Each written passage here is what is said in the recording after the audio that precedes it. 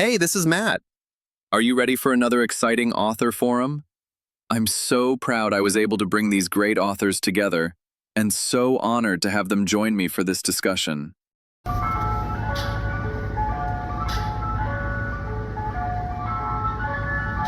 The School of Fiction. Hi, everybody. This is Matt from the School of Fiction channel, and this is our second multi-author forum. Our topic for today is imposter syndrome for fiction writers. And with us today, we have our expert, Long Island's most ethical entrepreneur, and a motivational coach, Edna J. White. And then we also have with us Jennifer Jaxxon-Louis, who's going to start us off, who has several books to her credit, several YA books to her credit. And then joining us as well is E. Wade, who has been a guest on this channel before, who has written a lot of novels and is a dialogue expert from Houston. And then we have my author bestie, Mysti Parker, currently living in Kentucky, who is a multi-genre romance author. And J.M. Celi, who's just released his third vampire novel about Lisa Cooper, one of the most fascinating vampire characters in quite a long time. And we are looking forward to getting into this very difficult and complex topic. So I'm going to throw it to Jennifer to get us started. Take it away. Okay, great. Thank you. Well, imposter syndrome is considered a psychological phenomenon. It is the persistent belief that you are a fraud and that your previous successes are just flukes or from luck, and that others will discover you're not as talented or as accomplished as they thought. So, in a nutshell, you will be discovered as an imposter. So, it's kind of a form of paranoia, and it is considered causally related to a performance anxiety like public speaking. And so those who suffer from, from this syndrome, they tend to procrastinate. They can become perfectionists, so they cannot finish because they're, obsessing about every detail, or they get into avoidant behavior where they're avoiding their work, or they even develop a block against it. And so this type of anxiety can become very pervasive and bleed into other parts of their lives, affecting their relationships with others and, of course, their work. Now, as it relates to writing, imposter syndrome can stem from really the subjective nature of an author's work because there is no objective standard against which to measure. And also, many suffer something called a highlight real effect because they're viewing like other authors' final polished words. And then that gives them this false sense that others do not have to struggle and it just comes easy to everyone but them. Now, I personally have not experienced this as an author, perhaps because I'm just starting to put my work out and I haven't had great success so far, but I have experienced this as a math professor. And when I tell people I teach math, they just assume I know everything there is to know about math, which is impossible. And so I'm always thinking that people are going to be like, oh my God, you don't know that thing. And I have had people try to challenge and question me about certain things about math. So that is kind of, a similar fear. But when I thought about this topic as it relates to writing and fiction writing, the first thing that came to mind, I'm not sure if you all are familiar with the character Hank Moody on the show Californication, played by David Duchovny. And he starts off the show living on the royalties from his great success. And throughout the show, he feels he can never match what he previously did. And it just destroys his whole life. And that's like a lot of what the show is about. So when I heard about this topic, that was like the very first thing I thought about was that character and his struggle is a very good, example of that in pop culture. So this evening, we are going to hear from an expert on imposter syndrome, as well as our esteemed panel. Our expert is Edna J. White. She is an author, a motivational speaker, and a life and business coach.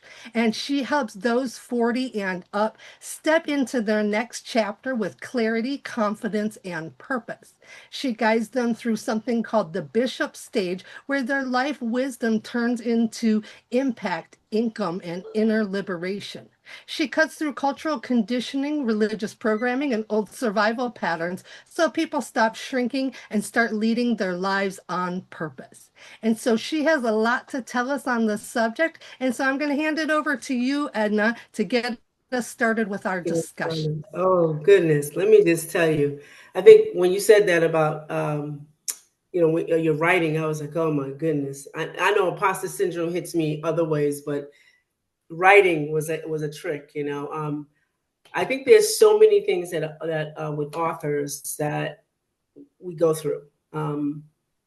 One being that I'm not a real writer. Like, have you ever felt that? I'm not a real writer. The first thing you ever wrote is like, oh, this doesn't look great. You try to hide it. And that's one thing that you kind of like, start to feel.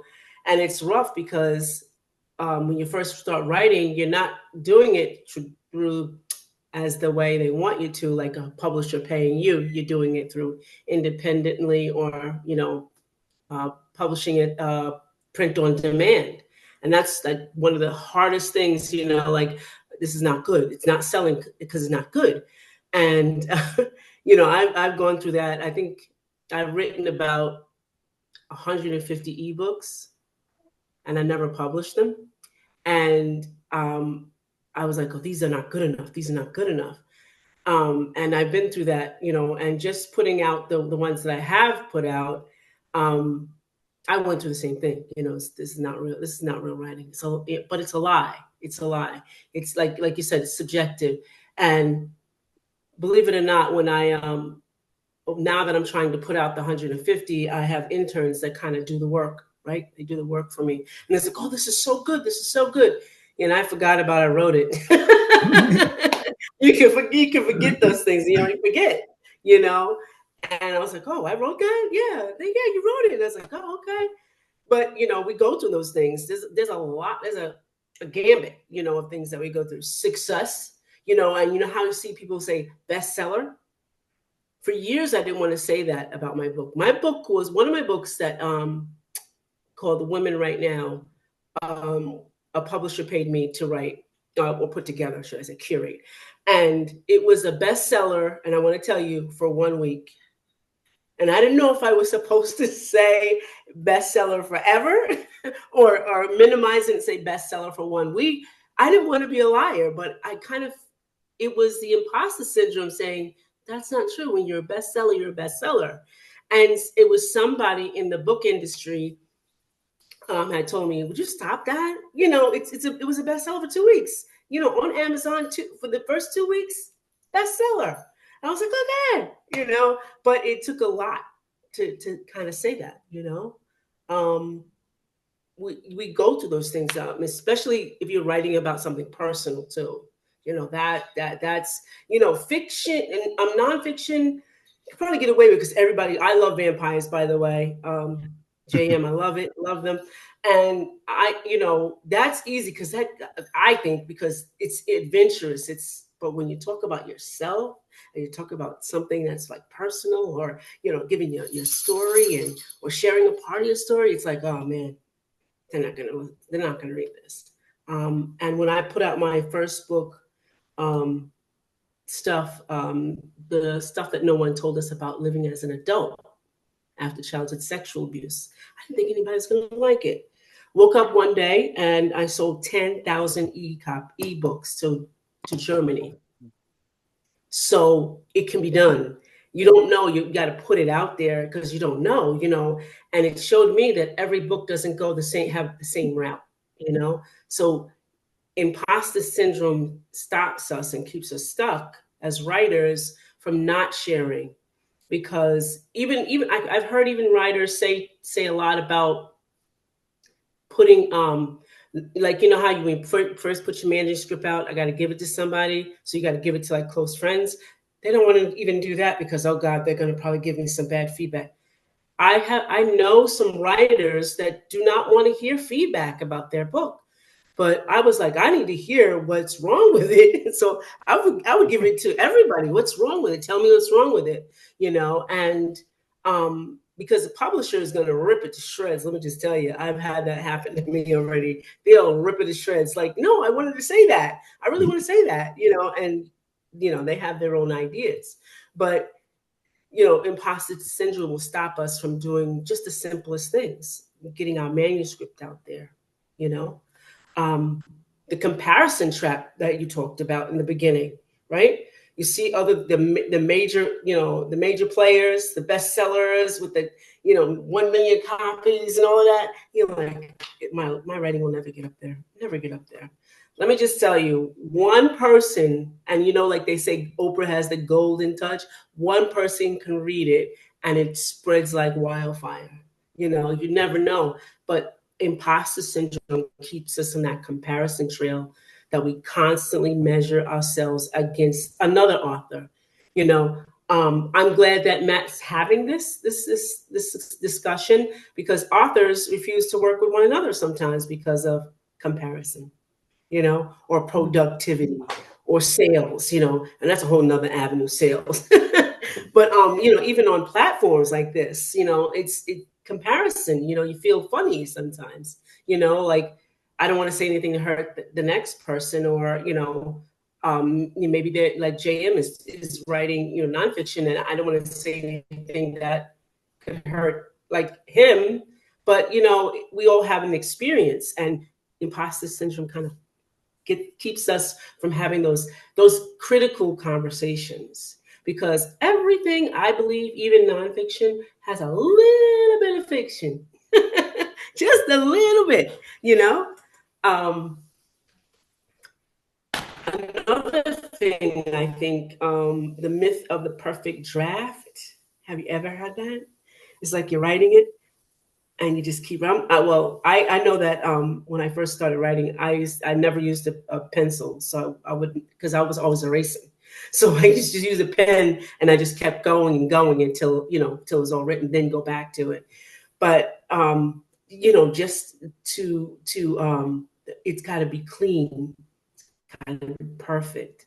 That manuscript can't be messy. You can't pass. I've passed plenty of messy manuscripts to people to read.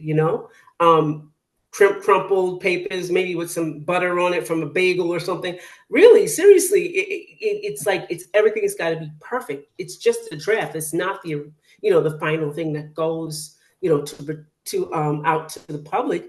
So we don't we have those things that we kind of perfect copy. There's no perfect copy, because I've even seen mistakes with great writers, and you're like, oh, that's spelled wrong there. Somebody missed it, but it's spelled wrong there, So there's no perfect draft. I teach the Great fear Gatsby. of this.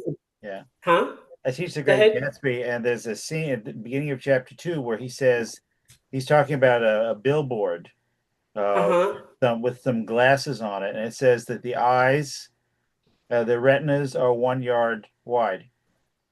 And they didn't change it, even though the retinas are inside the eyes, it's actually the irises, because they thought he was so great that they didn't want to mess with his stuff. Right. Actually, this is, the top 5 authors in American history, and he made a ridiculous mistake, and it's been reprinted for the last 100 years.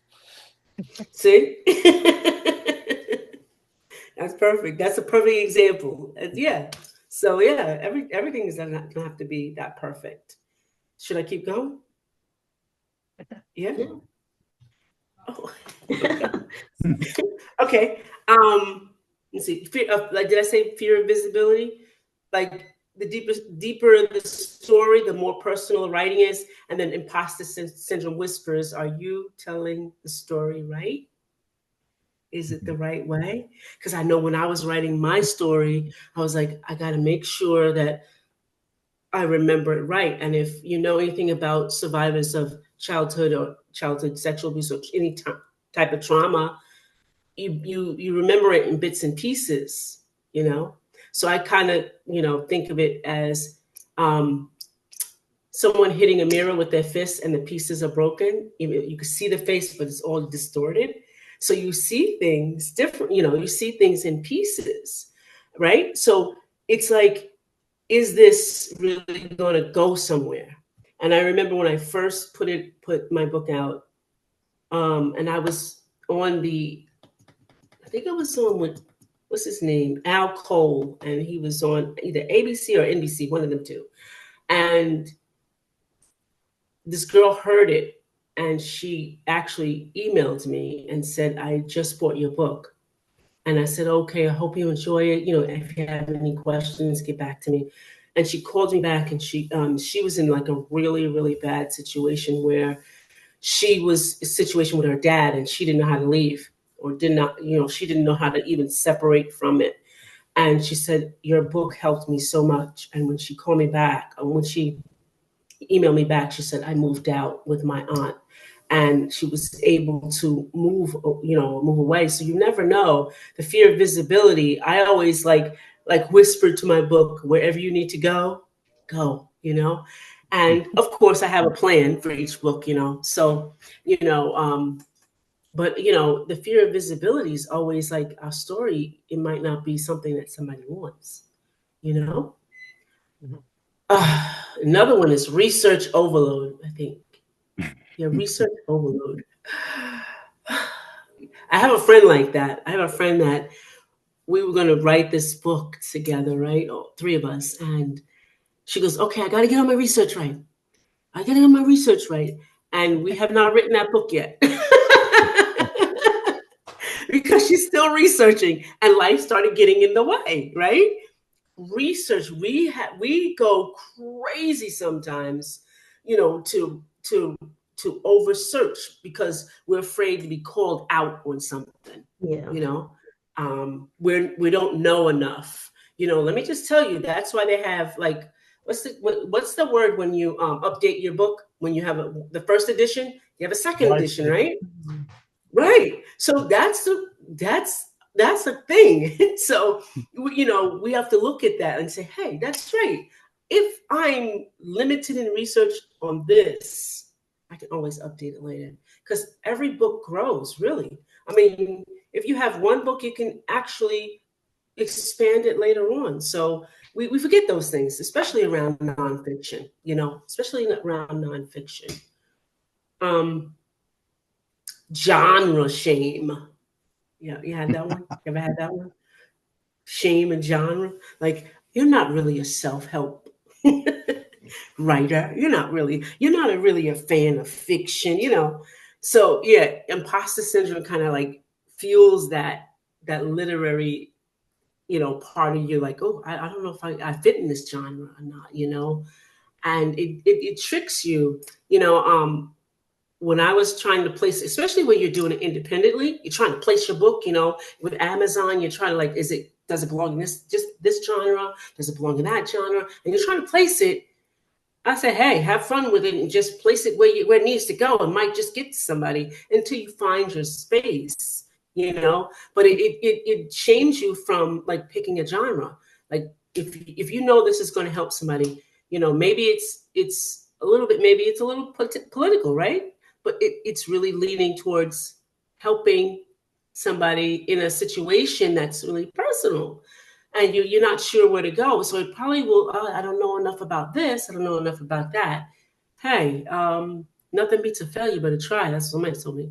So it's good to do, you know, try to do that, and you know, not be afraid, because imposter syndrome will trip you for real. Equivalent in fiction would be, no one's going to read it because I'm not writing to market. Oh yeah, that's a trick. It's a big trick. It's a big trick. I wrote this book for my mom. You know, I wrote this book for my mom, and I'm like, but you published it, so it's got to go bigger than that. There's a reason why it comes out of you, is to be published and shared. Yes, maybe your mom was the light for it, but it's probably, you know, bigger than that. I worked with somebody who was from Trinidad, and he wrote this beautiful collection of poetry, and we were working on it. And he says, "Oh, I just wrote it for my mom." I said, "Well, no, I think it's bigger than that, because it's sparking something in me." And so he literally put it together. I said, I think you should set it to music, and he got someone that with this beautiful guitar music to it, and he won an amazing award. Like he keeps winning awards on this one book of poetry, which is amazing. But if he didn't know what genre it was supposed to be in, he was like, I don't know, it's my mother. It's what I was like. Yeah, it's your mother, but I think it's bigger than that. When you write, when you're creative, it's bigger than that, and that imposter syndrome comes to kind of take you away and out of that place, that it's bigger. Your writings are bigger than that they're supposed to be in this world. Yes, there's probably millions and gazillions, I don't know how many, but of books, but all of them reach everyone. Think of it like blood going through the veins of your body. Each one of us have a job to do, like a cell. And that's what writing is. I think it is anyway, because I love writing. Right. So just fear of judgment that stops you. I know someone who got 80% through their manuscript, 80%, and got afraid because they thought someone gave them a critique and they didn't like it. And they's like, I'm not finishing it. And they didn't finish it. And I was like, this could have been your bestseller. Yeah. But just fear of being judged stops you from finishing things. And imposter syndrome does that. It'll stop you. Should I keep going? Let's throw it out to okay. Start telling stories and asking some questions in any order. Okay. Well, one thing I just, mentioned when you were talking, I was thinking about is like, I have developed this strange aversion to the bookstore and the library. Because like, I love reading, but when I go and I'm like, all right, here's all my competition. Like, it just feels like that, like, okay, and like, I like to look and I like to see what's out there, but at the same time, then I'm like, all right, my idea is not as exciting. My idea is not as this. And then like also about genre, like I write in several genres. Like I do a lot of sci-fi, I have a lot of psychological thriller, but like I touch a lot of genres. So that's kind of like, am I supposed to be doing something more or different than I thinking about or doing it? And then just like your friend, I'm like, all right, maybe I should scrap all of my 80% and just like start over with a new concept. And so sometimes, right, I have that temptation to quit what I'm doing because I assume it's not right. So I hear you on that. I'll go into the bookstore and I'll be like, I haven't kept up. I don't know who these people are. They all know exactly what's going on. They're all writing to market. They're all blah, blah, blah, and I'm just like by myself and I'm not doing my homework. And you're never going to catch up to as many writers there are. Forget it.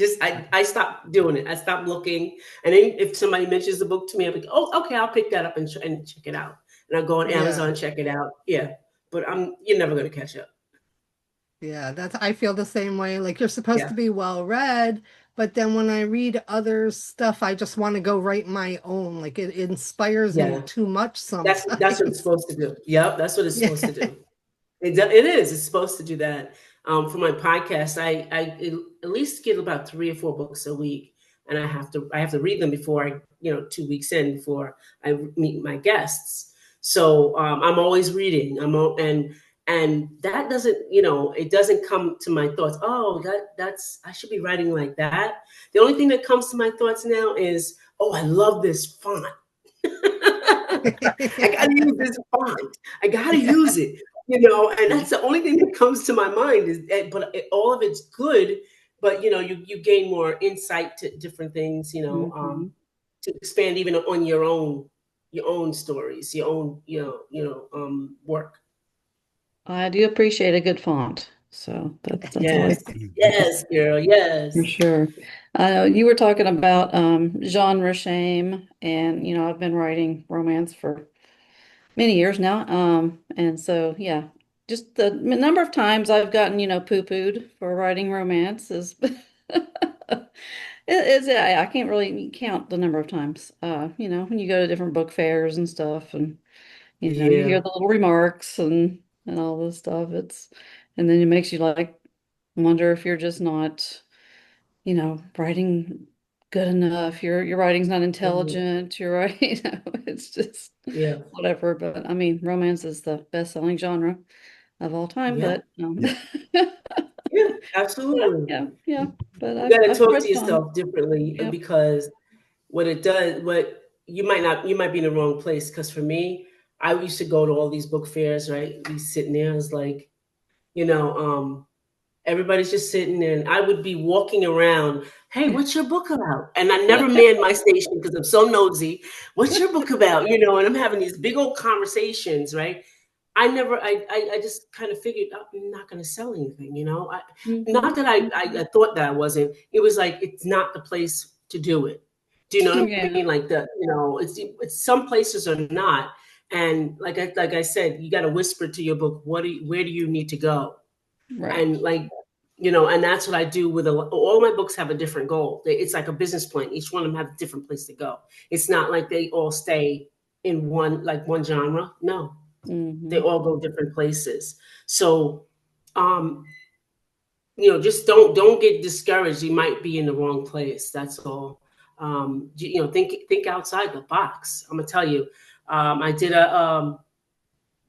with one of my books. I did not a presentation, but I did a pitch. I'm sorry, to Sleepy's, and I said, talking to the manager, I said, hey, I like your, I wasn't shopping for a bit. I was like, I wonder if I go in there, I talk to this guy and I get a book, I wanted to do something out of the box, and I went and I said, hey, this is a great showroom, and I was like, I wonder if you would, partner with me and do a book signing. He's like, a book signing? What do you mean? I said, you never heard of Go to Bed with a Good Book? He was like, what? So I did a book signing and invited all my friends, invited everybody there. And they were like, this is the best thing ever. There were new people coming in, they show their showroom. And you just got to think outside the box. Where would you want this book to be? I did something for the hotels. So I had one of my books that was called Move Higher in Your Purpose. And I did something with the Hilton hotels, and it was just by accident it happened. And when I had the book with me, and one of the ladies said, "Oh, that's your book." I said, "Yeah." And so then the manager must have came out for something, and she goes, "What are you doing?" I said, "Oh, we have a conference in here, blah blah blah. How would you like?" And it just popped in my. How would you like to have one of these books in every room? Right?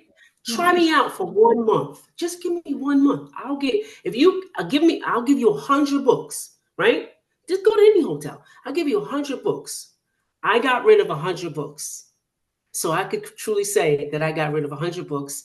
I got a reference or recommendation from the hotel, and I had a picture with them. That was the best promotion I ever could have done. And that was just with one hotel. Wow. Now I'm after do I did a couple.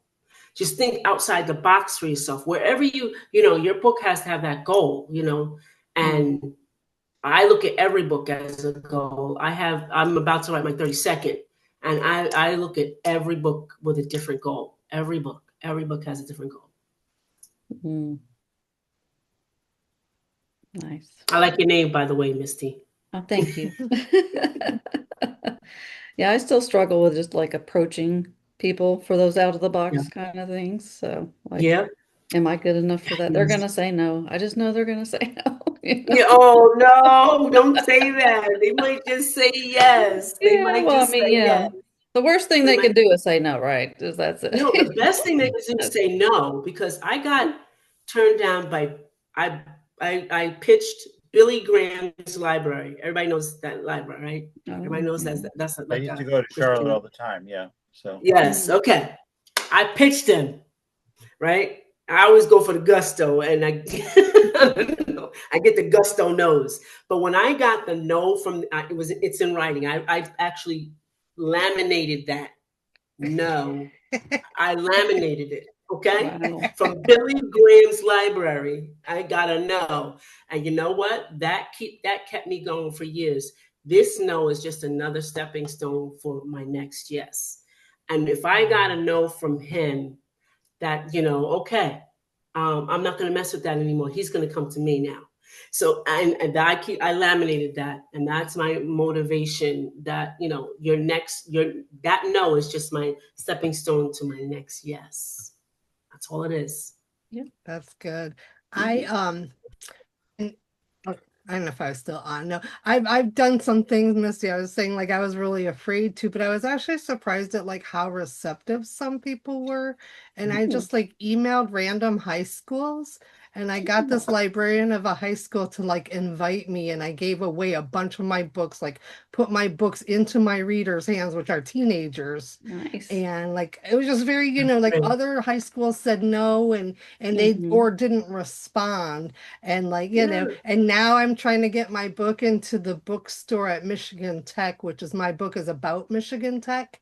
And Oh, I wow. would love for my book to be in their bookstore as well as the Rock and Roll Hall of Fame, because my book takes place there. So, but it's like really scary to like approach these That's a big great one. places, I can So, imagine. and Yeah. definitely the imposter syndrome, like, who am Mhm. I to like call the Rock and Roll Hall of Fame gift shop?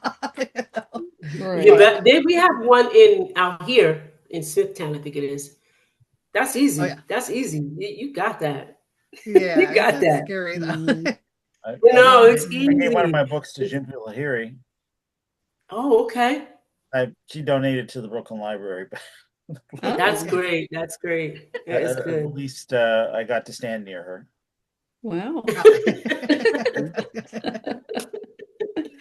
That's pretty awesome. Yeah, when I Um, lived in China, I wrote a children's book in Mandarin and in English, and oh, wow. so um, all the pictures. I had a friend who was my roomie, and she took the like professional photographs of everything around where we lived. We lived in Jinan, and so she took pictures. And so I knew somebody in my class who was an adult, and he was from the army. So I showed him the book, and he Mhm. said, "Oh, I know the mayor." What they call him something else in China, but oh, I know the mayor.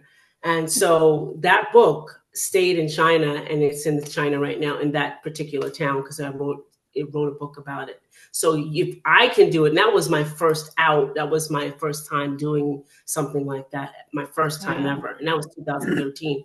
You can do that. Any of us can do that. Any authors can do that. You just gotta put yourself out there and just trust that you're going the right way you Mhm. know? Yeah. I think imposter syndrome just feeds into writer's block a lot. Yeah. We've all Yes. spent time on the writer's block. Yeah. Yes. I'm one for about 5 years now. So Wow. That's just a break. so It's a break. It's a break. yeah, it's a break. Yeah. Oh yeah. But I mean, yeah, life has gotten in the way and it tends to do that. So Yeah, I mean, I'm really lucky as far as I have a very great local community of writers that I belong to, that I've that's gotten to great. know over years, and we have events together, and we kind of all circulate in the same events and stuff. And so That's cool. That's a good I'm way to really be. thankful for that, and I feel very supported by them and stuff, and encouraged. Yeah. So if I didn't have that, I think I would have probably given up a Yeah. time That's a ago. good thing. It's a Yeah, really good thing. yeah. When I started, I rallied with a lot of writers, other writers that could support me. Hmm. So we all became our own cheerleaders, and we bought one another's books with us when we went somewhere. We bought I had three other Yeah. books with me that weren't mine. They were theirs. So I kind of took the heat off. Then after that, it was easy. But Yeah. having somebody support you, man, that's powerful like that. It's Hmm. powerful. It Yeah, really is. it is. Have Yeah. you ever someone ever said, "Oh, this is really good," or "The cover's really nice"? Did you ever feel uncomfortable when people say that to you? With a compliment? Oh, Yeah, No. no. that's good. I like No. that. No, Good. that usually, if anything, it pulls me away from feeling like if I'm doubting myself and someone comes Okay, up to Oh, me and great. says this is good, I'll be like, Yes. oh, really? It Okay. is? You know? you don't hate it? Yeah. Oh, nice. Thanks. Yeah.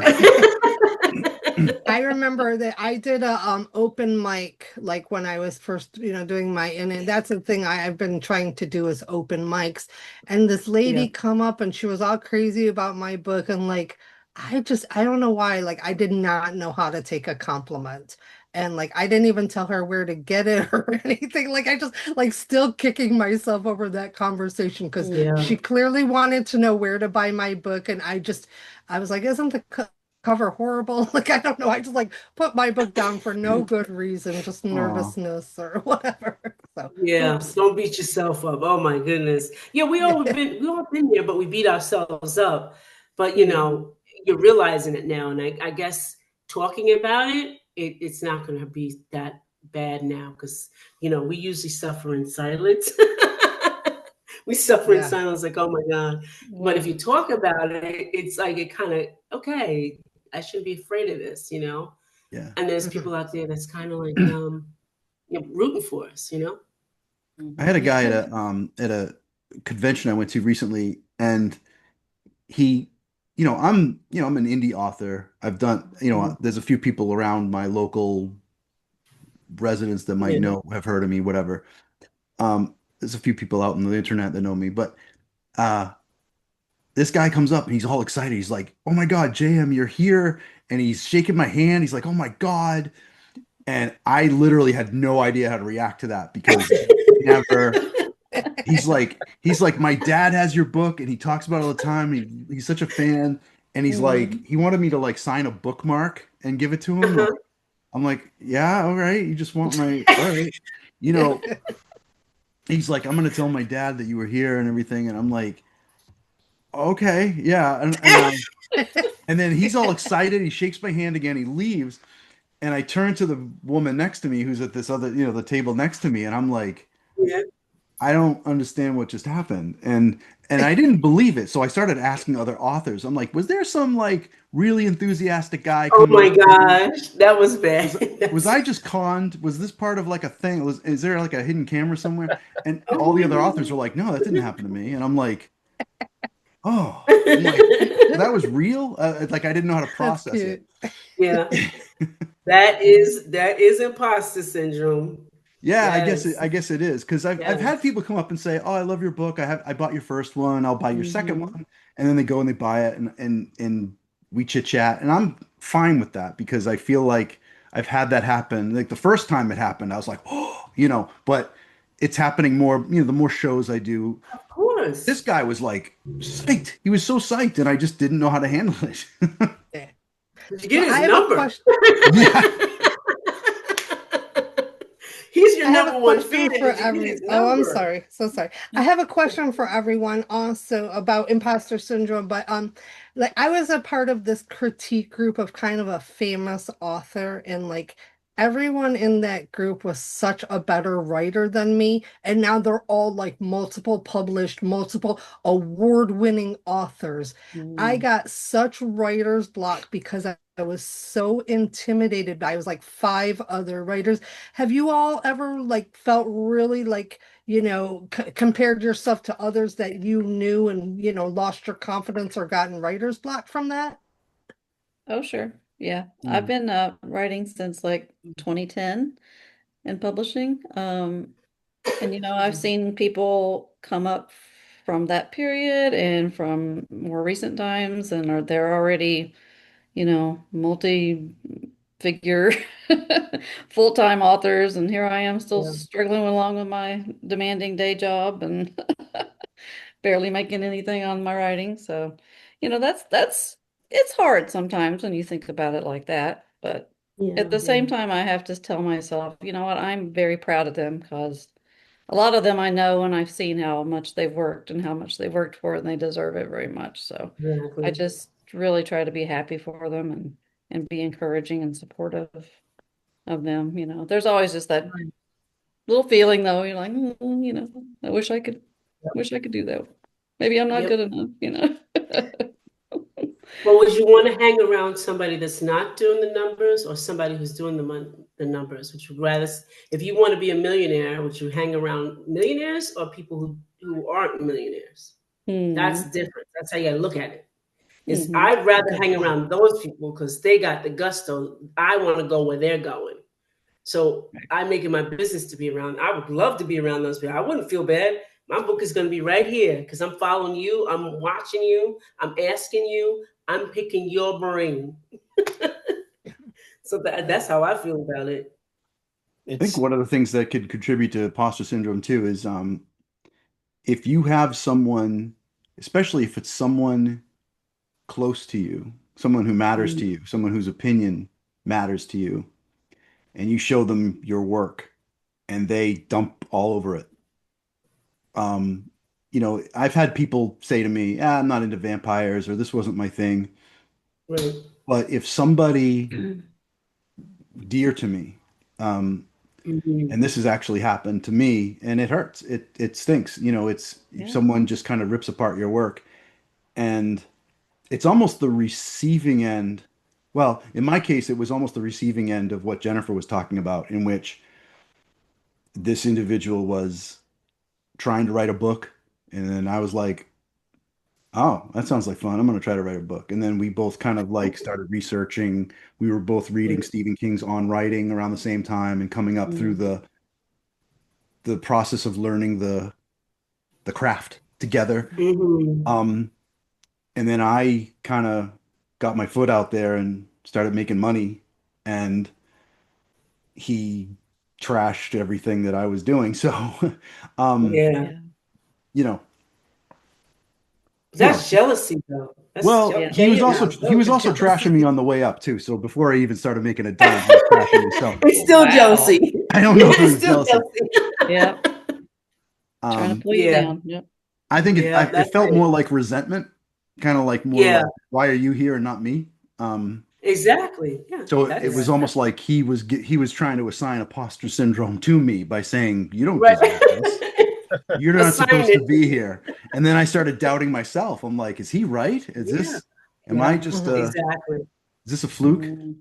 And Yeah. it did a lot of damage to my Psyche. Yeah. momentum, I think, Hmm. and I had to kind of like take him and say, okay, is everyone else saying the same thing? No. Right. Is this guy No. an outlier? Yes. Right. Really. So Yeah.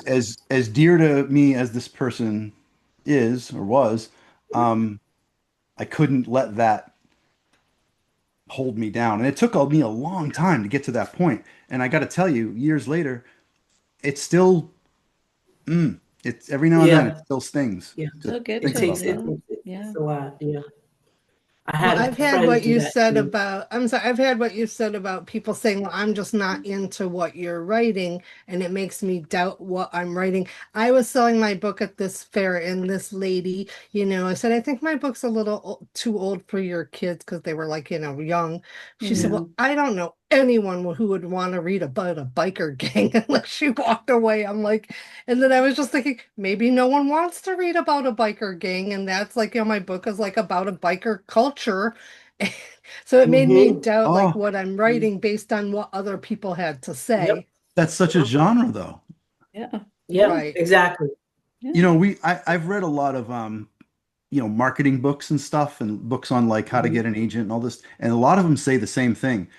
Don't try to write, and this kind of goes into the whole like genre bias that, Hmm. um, don't try to write this beautiful masterpiece that is intended for everyone to love because you'll never Right. get there. It's yep. Yeah. Find Exactly. find your people, like find the Yep. biker gang people and That's right. say these are my people, this is my demographic, That's this is your correct. book. And then when other people say I don't like that, you go, yeah, I know, I I don't got my care, people. because it's not for you, it's for them. I got And my there's people. Yeah. thousands of those people. There's thousands of There I have another are. Yeah. friend who's writing a biker romance. Oh, Hmm. This stuff is out there, Yeah. and Yep. you Yep. find your people. And then like I was at a book show and I saw a bunch of young women walk by and they had like kind of what I would consider like new goth, not like Hmm. goth from the 80s, but like Hmm. Hmm. goth from today where they dye Hmm. their hair pinks and they wear the whatever they're wearing. And I thought, oh, I bet they like vampires because that's my people, the gothic kind of, you Hmm. know. Yeah. And so they walk by the table. I'm like, you guys like vampires?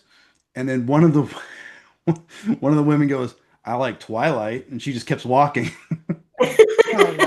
And I was like, not my people, because my vampires, aren't that.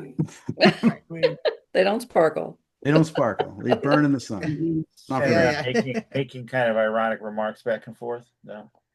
Yeah. Yeah.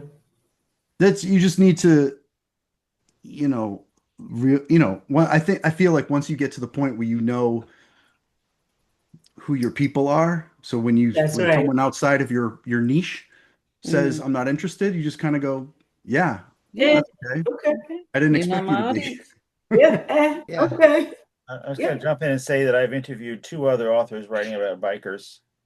So, Oh, yeah. It's you're popular. not the only one. Yeah. You're in good company. Yeah. So, Listen, you got some celebrities who are bikers. You better attack those guys. Yeah. I was thinking about, because I love what's his name, the basketball player, and my son saw him in Florida when he was in Miami. Rodman. Dennis Oh, Rodman. Dennis Rodman, yeah. Yeah, and he's a biker, and my son saw him in in Florida, in Miami, and he was telling me about him. I said, yeah, he's been a biker since he's been playing basketball. He's been a biker. But he said his bike was huge. But those celebrities like that, I mean, just take a picture with, just to have a picture with him, I would have put that all over the place. Yeah. I remember I remember when my book came out, it was Stuff, right? And so there's a trick I did. So I'm always trying to figure out how to get my book where it's not supposed to be, right? I'm always thinking that, I don't get it there, right? And so I said, I wonder if I go into the library and ask my book, like, I'm not the writer, right? And will they buy it? So I go into the library and I say, do you have this book? And I'm acting like I don't know. They're like, no. I said, yeah, somebody recommended it to me. And I wanted to see if you had it. Well, you're in luck. We're ordering books. And so she got That's the smart. book. I love Right? that. So it was like 2 weeks later, I get a call and your book's in. I said, my book's in. Like, no way. So I go to the library. On this, there was, Curious George and the Ranger. I forgot the Ranger's name. Oh, They were there. The characters were there. the man right? in the yellow hat? Yeah, they were there. I don't think he has a name. I don't know. I thought he had a name. No. I thought he had a Maybe name. they gave him a name later. I don't know. Oh, okay. Yeah. I thought he did, but they were there, like the characters was there. So I was like, oh, this is great. So I get the book, take a picture of it, some music. But then I said, hey, let's use these guys, right? So I'm taking a picture with them. So I put it on Facebook. Yeah, I got my book came in today in the library. Your book's at the library? Well, guess what everybody went to do? They went to their library and asked, and they got the book at the library. Quick tip to get your book at the library. I called all my cousins in every state. Hey, go down to the library and ask for this book. That's a great idea. You don't even need to Great go. tip. I'm thinking of calling every library in the country now and asking for my book. Like just Yes. calling. Just calling and ordering it. Because like this time, Yes. I think it's this time of year that they start getting their catalog ready for next year. So this time of year is a great time to ask. I might need to write that down. He has a name in the movies and TV. What is it? Ted Shackelford. What is it? The man.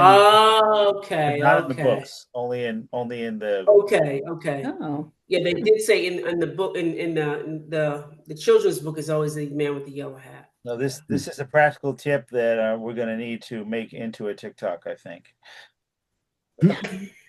Yeah. Put that one on your TikTok right away. And Okay. And then everyone's going to be doing it, and then the librarians aren't even going to answer the phone anymore. Or whatever. No, they have to. They have to. Yeah, that's true. They have to. They have to listen to the patrons. The patrons are important. That's right. Yeah, they are. So you get it in the library. You get it in one, and every library will have it. So it's that easy. I thought it was hard because when I first started, remember how that you had to get on this list and you had to pay to get on this list with the whatever National Library Association or whatever it was. Yeah, no, it was That's that how easy. Houston was acting. Every time Hmm? I brought a book to the library to try to get in, they was giving me such a hard time. You had to do this and do this and do this, and Me they too. never got in. No, I'm telling you to ask for it. Ask them to purchase Oh it. yeah, I know. I'm just saying. Yeah. Still Yeah, in no, they Houston, never they do that. still making you go through a hard time. Yeah, no, me Really? too. I had the same experience with the library. There was like 20 steps. I'm like, Yeah. I don't want to do those 20 steps. Yeah.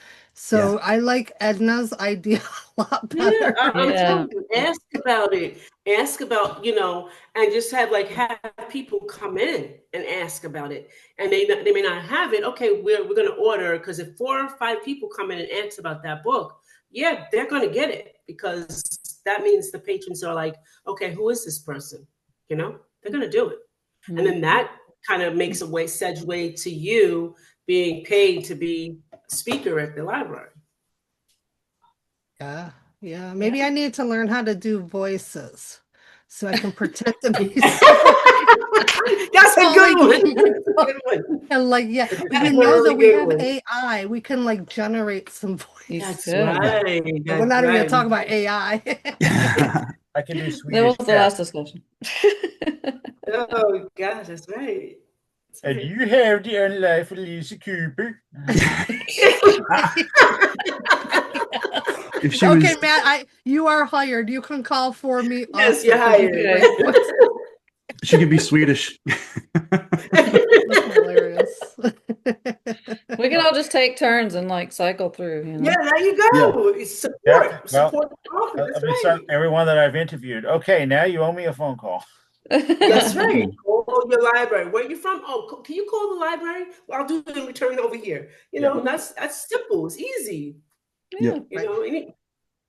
But I think also bookstores, like when I was in Colorado Springs, that's where I just moved from, but like a couple local bookstores were happy to carry my book on consignment. Yeah. Yep. Oh, yeah. And I mean, it was much easier than I thought to get my book into some of the local Absolutely. bookstores. Yeah. But that would be great to do for others. Look at my interview with Dan Clefstead, because he talks about some ways to make connections with independent bookstores around the country. There's a website. I'm trying to read this handwritten note here and track it down. And unfortunately, I wrote it so sloppy that I'm going to have to go and rewatch the interview myself to get it. But there is a way you can start networking like that. Just approach all of these independent bookstores. Wow.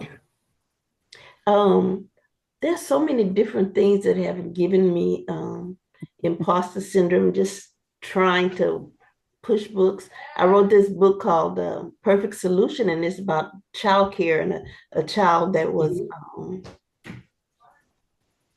pretty much stalked, and the teacher made a mistake giving it away. But it's about the issues in daycare and negligence and all that. And this director even hired me to work in her daycare, because I was a daycare worker at the time, and took a lot of the points and solutions out of my book and implemented in her system. And when I got ready to, she even gave me a good book review. And when I got ready to start a little home daycare, because I got tired of working for somebody else, she wanted her review taken off my book. Wow. I was like, yeah. She said, I want you to take down my review. But I didn't take down her review, because girl, you gave that to me. It was a good book. You used my stuff out of it. Right. Did you get paid for like her using some of that in the taking some of that out and using it? No. Wow. She just used no. And then I went around to different daycares, and we even did workshops, and they hint just to secure your daycares, because working in daycare, there's so much negligence can go around. And right, sure. Well, that's a really good subject. I mean, I would say it's like, primo. I would definitely I would push that like on create an online course for that. I push that. I had the I'd be pushing that. worksheets That's and a really good everything, and I was like, But then that was in my little hometown. Now I moved to Houston, and Houston is kind of scary. Yeah. It's, it's, You know, I want to say this, that imposter syndrome hits marginalized authors like Black authors, women, LGBTQ yeah. harder, a lot, you Yeah. know, and underrepresented groups, because our message sometimes is not universal because they don't see it from our view. Yeah. And so Right. that And this was you know, yeah. imposter syndrome can get us like that. Well, that's what I was thinking when Misty said about being a romance author, that it's, more connected with women. And so, Right. like, I've heard, like, if I remember this author came into my English classroom and she said when she changed her name from Christine to Chris, her sales went way up because people assumed she was a man. So I Right. think that Misty, like, as a romance writer, people say romance, women, doesn't count, doesn't matter. Yeah. I feel Yeah. like that is, do you think that's true? I I think do. that's part of it, yeah. And they don't Mhm. consider it to be a serious genre, you know. Right. I don't know. Question for you all. Do you write to what you think your readers want, even if it's something you don't particularly want to include or write about because you think it will do better or resonate more with who your target audience is? No, I just No, write. no, I To a write this. certain I just extent, write. A reader yes. will come for it. Yeah. Okay. Yeah. Yeah. When I was writing romance, which Misty taught me how to do, I'm forever grateful for that. Um, That's a pretty then, good book. we were writing in a genre which had a certain spice level, so she had to coach me through writing spice.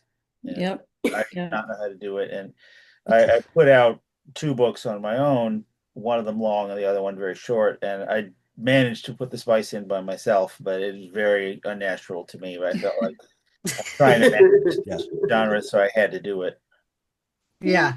I'd say for the most part, I just at this point, in order to break through the writer's block and the extended period of imposter syndrome that I went through, starting from COVID time, that I'm just writing whatever I'm interested in. What I feel like I can finish this, and I'll have to figure it out later.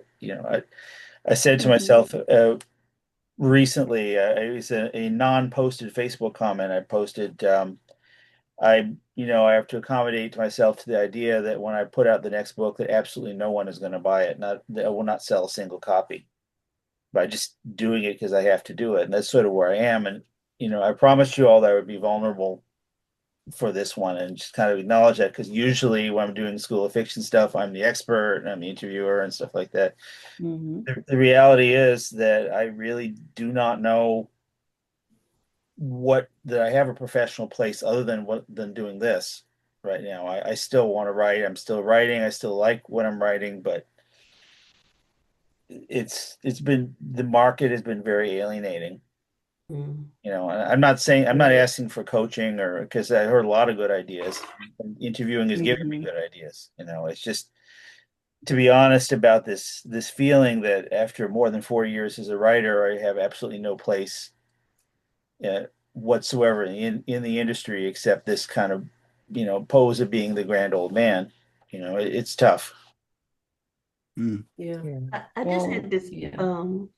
idea of this book I hadn't been pushing very well Mhm. because I was just been getting the wrong people talking to me, because this one book I wrote, this lady told me nobody would ever want to read that book. I mean, and it has gotten some really good reviews too. And it's called The Fishing Trip.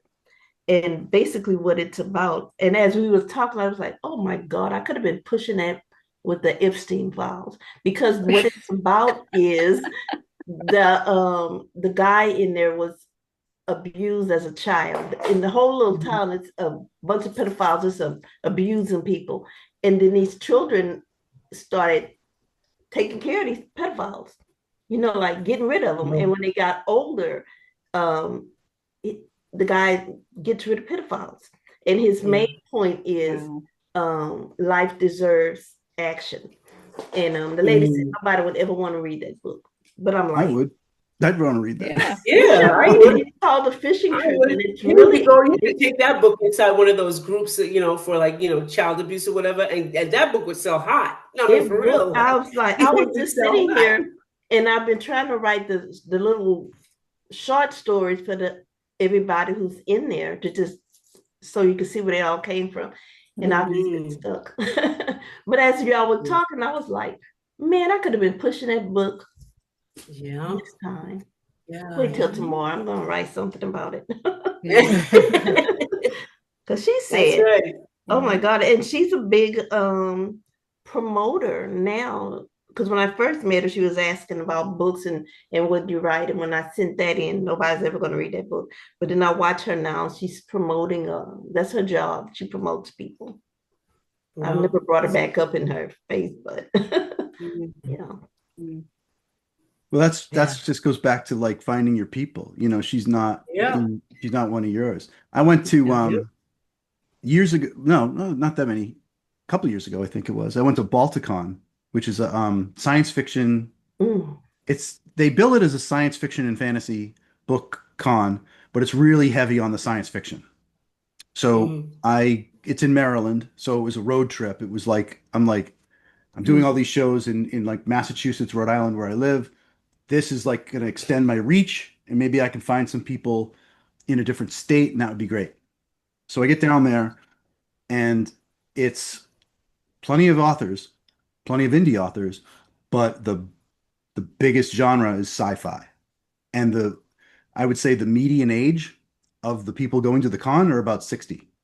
So Oh. these aren't just like sci-fi fans. These are like Yeah. Isaac Asimov, right? L. Ron Hubbard, Robert A. Heinlein, Wow. right? Like Mhm.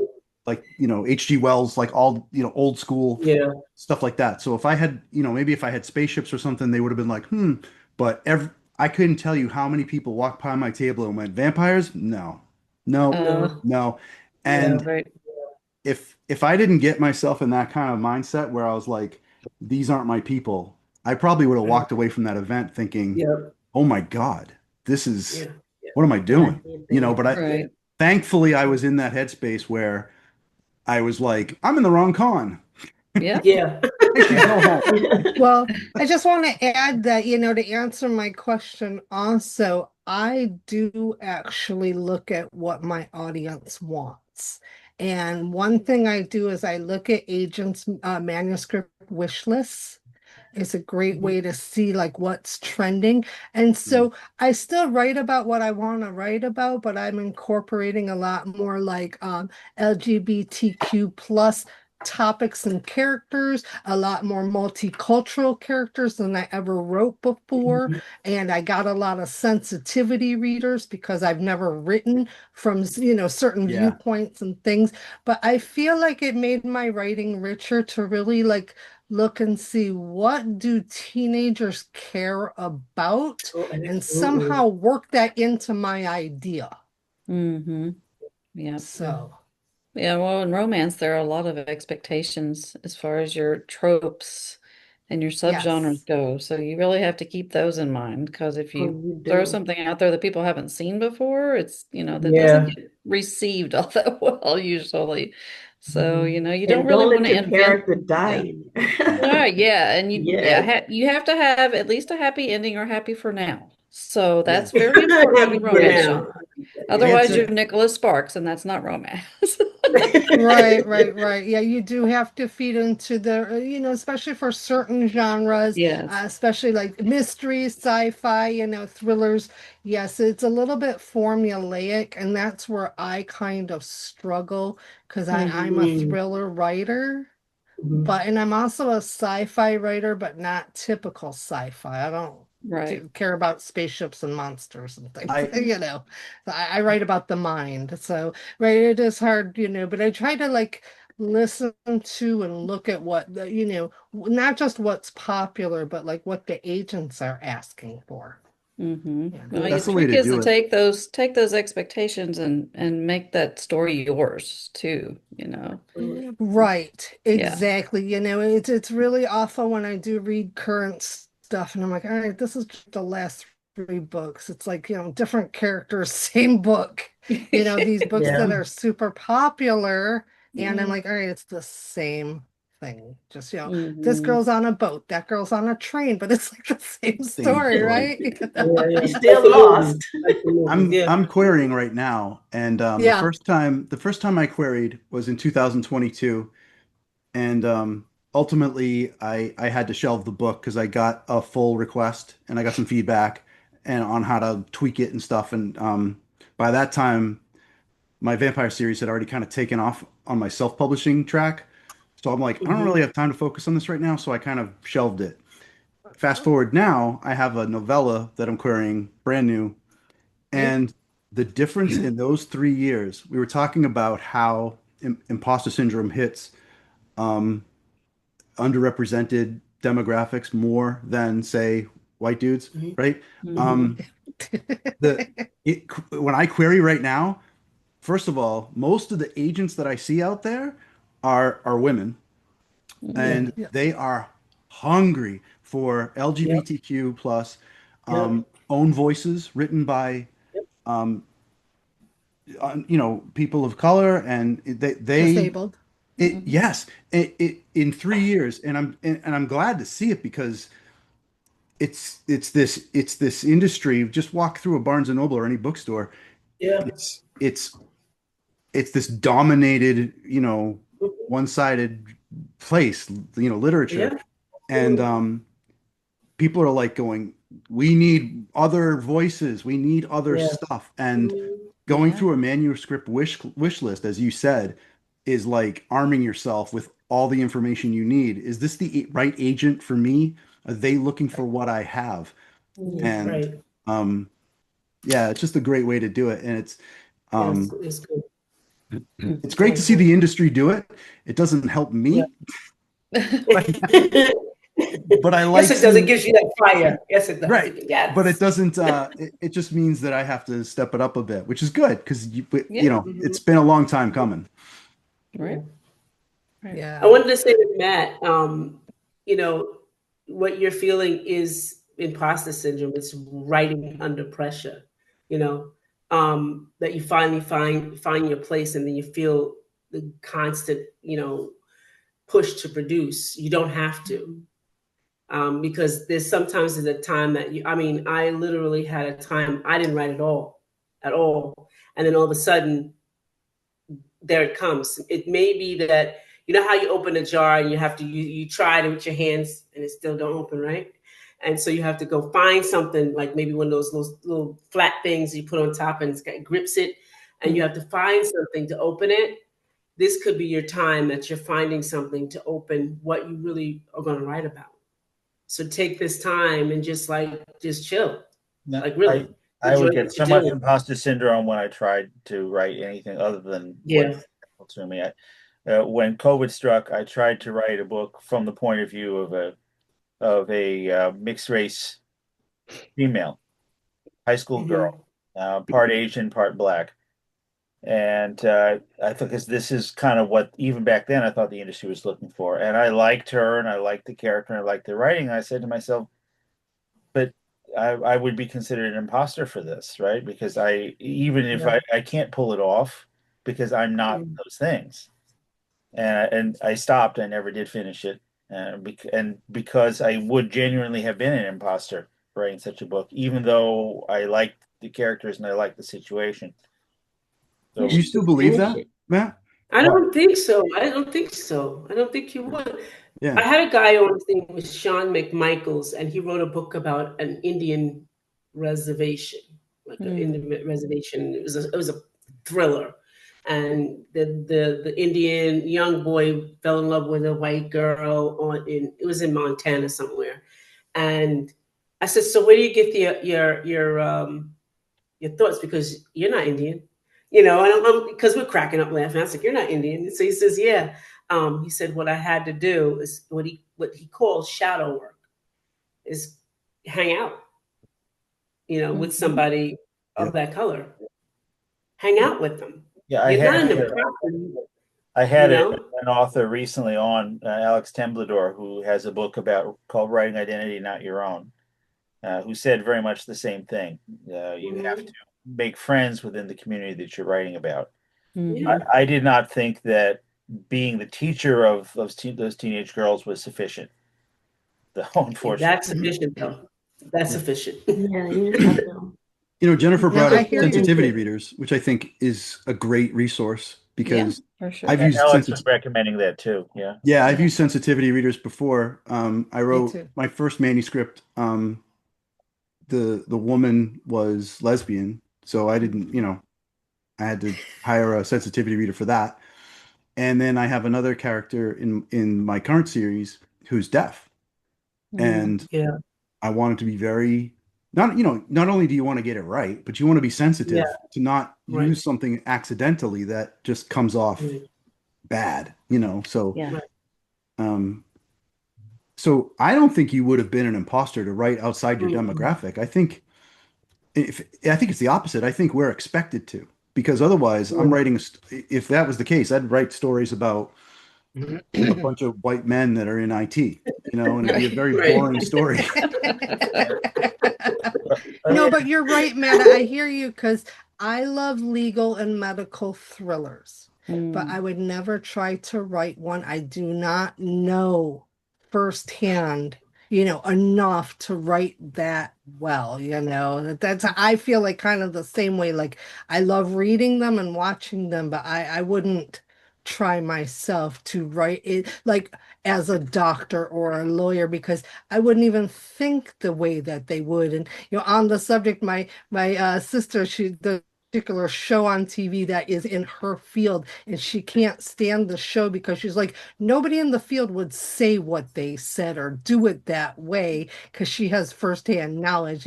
So I kind of feel like I would be an imposter if I tried to write a medical thriller or like be John Grisham. So I hear you about that. Mhm. Well, I have written people of color quite a bit. You just read the one book when I was most proud of how I did that. I don't know, you didn't comment to me about it, but Yeah, that's pretty good. I don't want to be afraid to do those things. But it's just that Mhm. I also don't, it's more like a perception of being an imposter rather than, and also it's kind of the feeling of Right. people are going to say you shouldn't have done that. You had no right to do that. That's the syndrome. Yeah. Yeah. Yeah, that is a syndrome though. Yeah. It's Yeah. not true. It's not true. Right. Let me ask a question for Jennifer then. You talked about writing about medical because it's not, something I don't know, I don't want to put words in your mouth, but you're not comfortable writing or you don't feel you have the expertise. Are you, do you have like biker gangs or bikers in your life? Or is that something you had to I research? I was part of the biker community in Fort Lauderdale for Okay. many years. And Oh. so right, I'm biker adjacent. That's what I Okay. call myself. But Yeah. like I actually had a lot of bikers read my stuff because like in my plot I needed a criminal group. And I happened to also be watching Sons of Anarchy at the time. Oh Nice. And yes. yeah, it was Nice. so Mhm. great. I was taking notes about what they wore, how they talked. This is only half of my book. But yeah, but I also have a lot of some skinhead stuff. And that's where, like, someone Ooh. said to me, I'm not going to, I never wrote such edgy content. And I was kind of like, should I use Yeah. the N word? Because a skinhead person would. And Right. Yeah. I had several sensitivity readers. I decided to take that word out. And I just changed that scene quite a bit because I didn't feel comfortable with what the guy said. But, so I had to kind of, make that decision. And just in general, yeah, the sensitivity readers were amazing. And I had people of several different, I had a couple, I had a transvestite person read. I had several different people of all different, and it was very, very helpful because, also like someone mentioned sensitivity, like someone said, God, don't say that like that. And I'm like, is that wrong? Like I didn't know. And Yeah. so that was very, very helpful for me because, sometimes you Yeah. don't realize what you're saying could really offend somebody. Yeah. So Yeah, I'm let a the movies put all the curses in. Once it yeah. becomes a movie, let them put that in. I'm a yeah, exactly. I'm a big proponent of if you have a subject that you're passionate about and you don't know enough about it to write about it, or you could research Yeah, it. right. I like to use Michael Crichton as an example because not only did he do ER, but he also did Westworld and Jurassic Park. And Yeah. Oh, yeah. I think Michael Crichton may have a medical background, so ER felt like He maybe was his a doctor. wheelhouse, He was an MD. right? Yeah. Mm. So, but when he did Jurassic Park, he went and he talked to paleontologists and he brought himself, he had an idea for a story, but he didn't know enough about dinosaurs. So he brought himself up to speed. And I think if that's something you want to do, then Right. I wouldn't, if it's a subject that you want to write about, I wouldn't hold yourself back from it because you don't Right. feel like you're allowed to do it. Right. You know, Right, and just- I do have some medical things, but like I love Tess Gerritsen. She's one of my very, very favorites, but like I could never write like her because she was a medical examiner, and I just wouldn't even know, and those things wouldn't even occur to me. So I wouldn't write as that like as a main character probably. But yeah, I definitely agree. You could do research on like, you're saying like, go hang out with people of Mhm. whoever you're trying to write. yeah. Let's Good we're coming to the later part of our time, and so let's, I guess, go around and give a final message about imposter syndrome. What did we learn? What are we thinking about this? And then we'll start scheduling part 2. Great. We do have some of you going to be in another forum that I have coming up in December also. Yeah. Awesome. So who wants to start? Well, it's good to know that we're not alone. So we all have suffered from the same syndrome, and we know we will continue to suffer that for the rest of our careers. And it's okay. You can work through it. You can get through it. I was so nervous to be on here. Almost didn't come on because I was like, oh man, I don't have nothing to say. I'm just lost. Oh, man. Well, same. I had a very brain draining day at work, so it was rough. Yeah. Yeah.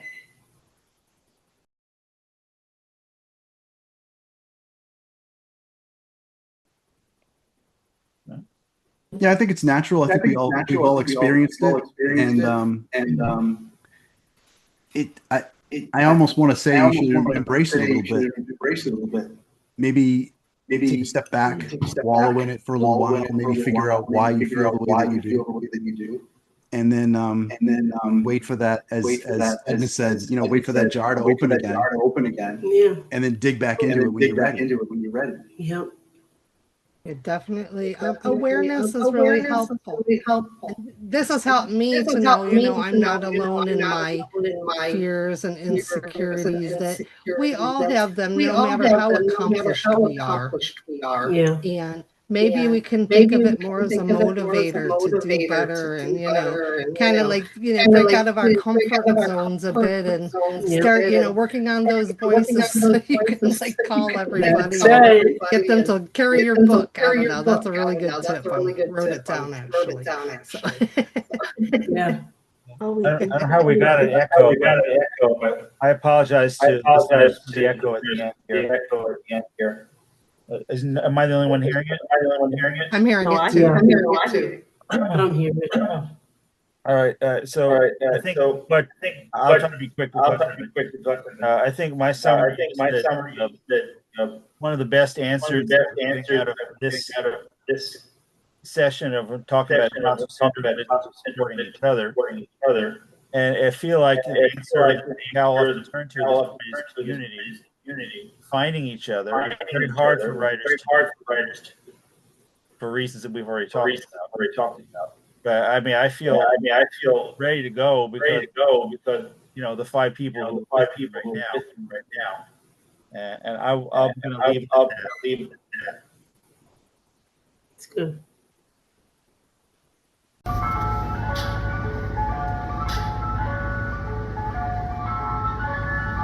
The School of Fiction.